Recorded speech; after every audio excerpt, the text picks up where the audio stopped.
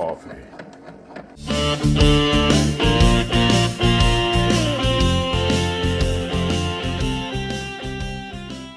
Well, hello, Glue Troopers. Hope everybody's having a wonderful day.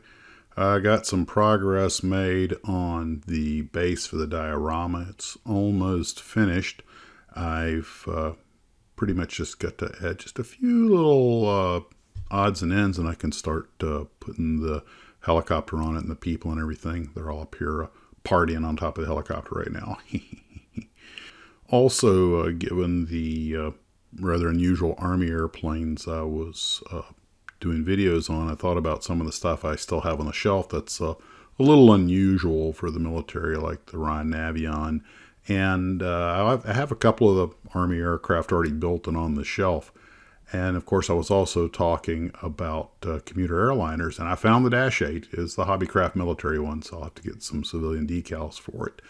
And I found some other kits that were commuter airliners at some point, Beech 18, and also the Sky Servant that's a Dornier 28, and mostly used by militaries, but there were some little tiny regional airlines that used them. I've got one of the Welsh kits. It's a Convair 440 Metropolitan, which was a feeder airliner. It was operated by both commuter airlines and major airlines, but in the feeder role.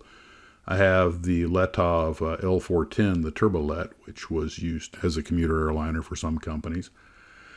So, yeah, I have a few commuters on hand, and I started looking in my stash here in the house. I got the Fokker 27, the de Havilland Heron, the PSA Electra 188, which, yeah, it technically is really more of a regional airliner.